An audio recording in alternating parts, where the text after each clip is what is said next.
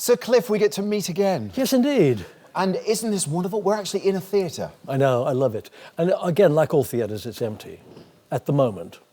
But it's just one of those things. Life has changed. Life has changed. I mean, case in point, this is the first face-to-face interview I've done with a turn of your stature, shall we say, since the whole pandemic started. So for me, it's great. I feel like the tinsel mines are opening again, and who better to open the tinsel mines of showbiz than Sir Cliff Richard? Thank you. I'm glad it's me. The stats speak for themselves. 250 million records sold. The only Brit to appear in the UK charts for all of the 6 decades it's been with us. The original poster boy for rock and roll. I mean, I could go on forever. No, please, I love it. But you love it, right? I think, unfortunately, my moniker's Richard, a bit shorter, Sir Cliff. I'm not actually going to correct you, but you know, that's 250 million sales. Yeah. That was counted 27 years ago. Are you serious? Yeah, so I keep telling people it's probably nearer 300, but what the heck, 250 million would be good anyway. But my manager decided to check out what the record sales were, and it was 250 million, but it was, I mean, my manager's been dead 27 years, so I can only assume it's that long ago that was counted. Should we say 300? Yeah, why not? Let's say 300 million. And of course, you're going to top that up with Music, The Air That I Breathe. We have a new album out. I do, yes. And I mean, again, everything was delayed. Normally I go, I'm usually in America around about March time. And nowadays, it's really easy to record without actually being in the studio with the producer or the musicians. I prefer to be with the producer and the musicians, but sometimes I'm in the States, and it's closer to Barbados. I can get there, get into a studio. Normally I do this all in about March or April. This year, because of the pandemic, everything has been thrown back. And in fact, as we speak, I only finished the album about 2 weeks ago. Is there a part of you that gets you out of bed every morning as sprightly as ever, with that twinkle in your eyes, that is still a little bit of a Peter Pan mixed with a Pollyanna? You know, the world is still rose-tinted to a degree. I think one of the hardest things to live up to has been that Peter Pan of pop. And it's not possible.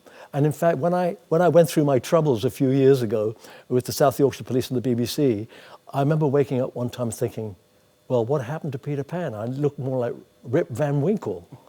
And it's just one of those things. But again, it's part of the learning process. I would rather have learnt things like that in a different way, but I had to go through a really deep hole of a time in my life. But I feel good about it now. But I'll never forget it, but I'm past it. And now when I look back at it, somebody had said to me, and I read somebody else said this, if it doesn't kill you, it'll make you stronger. And I do feel stronger. I mean, I feel freed, and I regret having to go through that. I wouldn't suggest people should go through it just to come out of it, but it was a big learning thing for me, that some things that you trust institutions, and 2 of the biggest did me foul. It's mentioned in the book, of course, The Dreamer, and 'Twas Ever Thus. Right, and that Yes, is, I think that's your life force.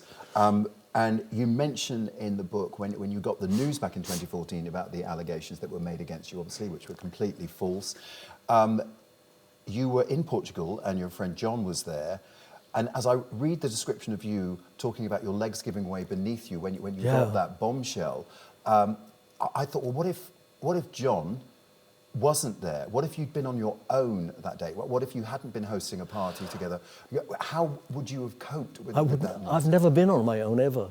But because of the house the way it is, I had a whole bunch of people staying with me. It wasn't just John, it was a whole bunch of our friends who were there. And my legs gave way, and I was absolutely gushing tears. I unashamedly say it. And when John came in, he said, "What's the matter?" And I said, "Well, I just feel like I'm in a big hole. I'm not sure how to get out of this hole." And he asked me a couple of questions. It's in the book. He said to me, "Did you do this?"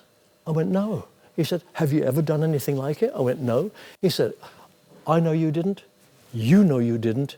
And best of all, God knows you didn't." And then, of course, all our friends came in and hugged me and everything. And then I had a lot of support, therefore. But he happened to be the one to walk into the kitchen. I'm glad it was him and not anybody else. I mean, John has a background of being a priest. He knows how to deal with people who are in despair or whatever. And he was very comforting.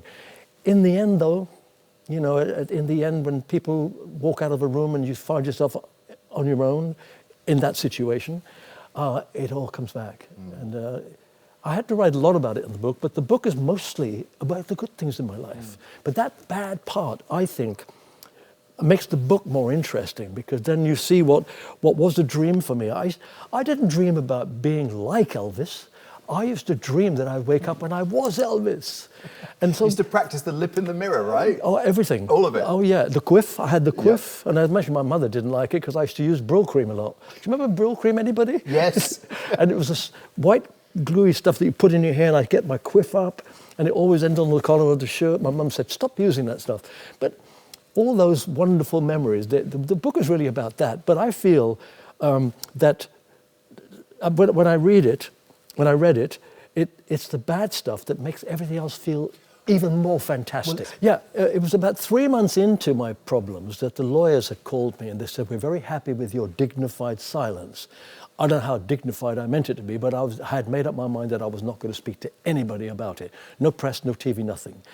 And then they said to me, and also we have to tell you this, but we have never worked with anybody who has 100% public support. I was tempted to say, oh, really? Who do you work with? Who is it?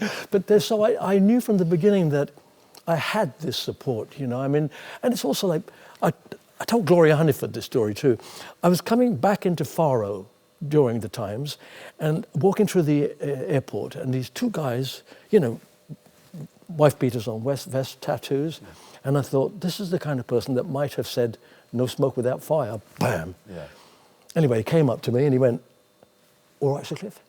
I went, yeah, I'm all right.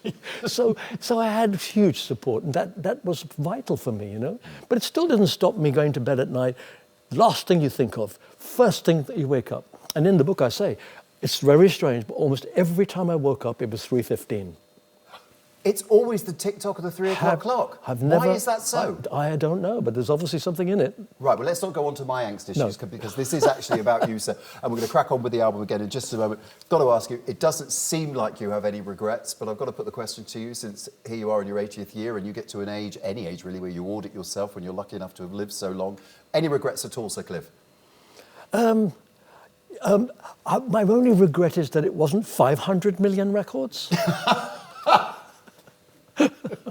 No, it's hard to have, especially now, again, having done a book like this. When I read it for myself to correct it and everything, I was so aware of what's happened to me. And the problem is, it's not a problem, I've always remained very much in the present. I like to do what I'm doing and work at that. And then I look forward. So for years, I haven't looked back to 58. You know, yes, when I'm singing Move It on stage, I say, this is the first record I ever made. But I don't think about that period. It's only when it was brought out of me in an interview with Ian Gitton, and suddenly I read it and think, oh my goodness, I am one of the luckiest people. Luck comes our way, but we don't always grab it. But I think people like us, people who have made it in our industry, whether you're a dancer, singer, actor, luck is involved. But what you've done and what I did was to grab luck by the throat and go for it. And a lot of people miss that piece, that bit of luck that they didn't grab. Well, let's get you up to 500 million now. We'll certainly do our best with the viewers of Good Morning Britain. Music, The Air That I Breathe, collaborations on there, songs that we will recognise as well, some personal favourites of yours. Talk me through that. Well, it's funny. I'd forgotten again how many duets I'd done with people. And so when we were coming to doing some of the tracks, we said, why don't we use, because when you do a duet with somebody, if you're doing a duet with Elton and it goes on his album, in your contract you have the right to use that track as well at some point. So I found that I had sung with The Air That I Breathe, and I sang a gospel song with a girl called Sheila Walsh, who I knew from years ago. She used to come with me on gospel tours. She now lives in America. Bonnie Tyler has done a duet I did a duet with her for her album. So I just phoned them up and said, can I use them on this album? So I've got 5 duets with other people. Bellamy Brothers. Oh, and the Piano Guys. I don't know if you know the Piano Guys. They are an internet phenomenon. And so they said yes. So I've got 7 tracks, and I've put 5 duets in between them all. 2 brand new songs, and other songs that people might know. I mean, I love the Bee Gees. To me, they were my favorite band. So I'm doing Too Much Heaven of theirs in a slightly different way, but recognizable. So for me, it's been a great achievement to blend all this stuff together. And again, it's different. I haven't done anything like it before. I've never done a blend like that before. So for me, it's exciting. Our industry can remain exciting till the day you die, or till the day you can't sing anymore. And you want to get back out on the road like every entertainer, right? Yeah, I felt so sorry for all of us because I read that people had been cancelling tours, Elton had cancelled. My cancellation seemed to take a long time, though. There was a period like March, April, May, June, July, and I'm thinking, am I going to be on tour? When do I start learning the songs? It's not worth learning them and then it's off. Finally, the cancellation came. And it was actually, in a way, a relief. It meant that I had a positive statement, no, you won't be going on tour. So we quickly went onto Facebook and told everybody, look, your money is good. If you want to come next year, you can use the same tickets. And if they didn't want to, I suppose we'd just refund. But so it was a relief for it to be cancelled. Although the thing is, it was called the Great 80 Tour to celebrate my 80th birthday. Now, the interesting thing is that next year, when we do the tour, it's merely postponed. I will still be 80 when I start it, but when I end, I'll be 81. You'll still be working. I know. It's a year, obviously, that many people collectively want to forget, but I thought we'd bring us crashing into 2021. Your calendars obviously shift more units than is frankly decent, Sir Cliff. So this is a calendar that I would say we've cobbled it together, and that would be just about right. This is a genuine calendar, Sir Cliff, of your good self and myself. Oh, really? Going through the months. Oh, my goodness, look at it. I don't think you're allowed to touch it because of COVID. We'd have to wipe it down. Oh, okay, but I will make sure looking you at get the a picture. Richard, you mentioned cobbled? Cobbled. For me, the word cobblers comes into mind. I think you're probably right indeed. So when I went through this, randomly, Sir Cliff, they've missed out March, which of course was the most horrendous month of the entire world this year. So I hope that doesn't portend any kind of doom for 2021. But it's a gift from all of us and your fans at Good Morning Britain, of course, and here in the UK. Love you, Sir Cliff. It's great to have you back, mate. Thank you very much. Still my favourite twinkle. Nice to be back too. Thank you.